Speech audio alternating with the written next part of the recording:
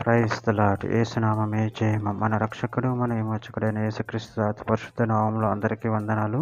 చిన్న ప్రార్థన ద్వారా ఉదయకాల వాగ్దానం చేసుకుందాము.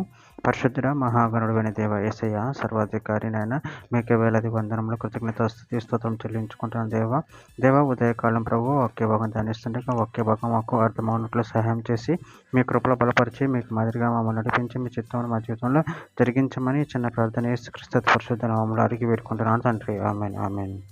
కీర్తనల గ్రంథం 46వ అధ్యాయం 7వ వచనము. బాధపరచబడు వారికి ఆయన న్యాయము తీర్చును, ఆకలి కొనిన వారికి ఆహారము దయచేయును, యెహోవా బంధింపబడిన వారిని విడుదల చేయును. ఆమేన్. దేవుడి వాక్య భాగం దీవించును గాక. ప్రభునందు ప్రియులారా, ఇక్కడ వాక్య భాగంలో గమనించినట్లయితే బాధపరచబడే వారికి ఆయన న్యాయము తీర్చును, ఆకలి కొనిన వారికి ఆహారము దయచేయును, యెహోవా బంధింపబడిన వారిని విడుదల చేయును. అదేవిధంగా వాక్య భాగంలో గమనించినట్లయితే కీర్తన గ్రంథం 12వ అధ్యాయం 5వ వచనంలో బాధపడు వారికి చేయబడిన బలాత్కారమును బట్టి దరిద్రుల నిట్టూర్పులను బట్టి నేను ఇప్పుడే లేచేదను, రక్షణను కోరుకుని వారికి నేను రక్షణ కలగచేసేదను అని యెహోవా సెలవిచ్చుచున్నాడు. కీర్తన గ్రంథం 103వ అధ్యాయం 6వ వచనంలో యెహోవా నీతిక్రియలను జరిగించుచు బాధింపబడు వారందరికీ న్యాయం తీర్చును. సామెతల గ్రంథం 22వ అధ్యాయం 22-23 వచనాలు దరిద్రుడని దరిద్రుని దోచుకునవద్దు, గుమ్మం నొద్దు దీనులను బాధపరచవద్దు, యెహోవా వారి పక్షమున వాజ్యమాడును, ఆయన వారిని దోచుకుని వారి ప్రాణమును దోచుకును. కీర్తన గ్రంథం 107వ అధ్యాయం 9వ వచనం ఏలియనగా ఆశగల ప్రాణమును ఆయన తృప్తిపరిచి ఉన్నాడు, ఆకలి కొనిన వారి ప్రాణమును మేలుతో నింపి ఉన్నాడు. కీర్తన గ్రంథం 136వ అధ్యాయం 25వ వచనం సమస్త జీవులకు ఆయన ఆహారం ఇచ్చుచున్నాడు, ఆయన కృప నిరంతరం ఉండును.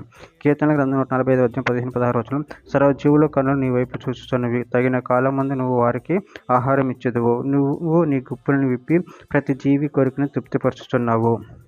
కీర్తన గ్రంథం 68వ అధ్యాయం 6వ వచనం దేవుడు ఏకాగ్రం సంవత్సరాలుగా చేయువాడు, ఆయన బంధింపబడిన వారిని విడిపించి వారిని వర్ధిల్ల చేయువాడు, విశ్వాసఘాతకులు నిర్జల దేశమందు నివసించుదురు. యోబు గ్రంథం 37వ అధ్యాయం 23వ వచనం సర్వశక్తుడగు దేవుడు మహత్యము గలవాడు, ఆయన మనకు అగోచరుడు, న్యాయమును నీతిని ఆయన ఏమాత్రమును చెరపడు, అందువలన నరులు ఆయన యందు భయభక్తులు కలిగి యుందురు.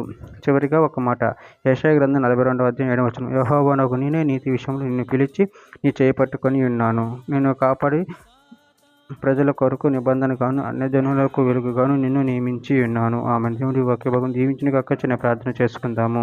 పరిశుద్ధుడ ప్రేమగల దేవ యేసయ్య, మీరు ఇచ్చిన వాక్యదానాన్ని బట్టి ప్రభు కృతజ్ఞతలు చెల్లించుకుంటాను తండ్రి. నన్ను ప్రభు మమ్మల్ని విడిపించేవారు, మమ్మల్ని రక్షించేవారు మీరే ఉన్నారు ప్రభు. దాన్ని బట్టి ప్రభు కృతజ్ఞతలు చెల్లించుకుంటాను తండ్రి. మీ ప్రేమ కృపను మమ్మల్ని నిరంతరం కాపాడి మీకు మాదిరిగా మమ్మల్ని నడిపించి మీ చిత్తం మా జీవితంలో జరిగించమని చిన్న ప్రార్థన చేసి నా అమలు అడిగి వేడుకుంటున్నాను తండ్రి. ఆమెన్. ఆమెన్.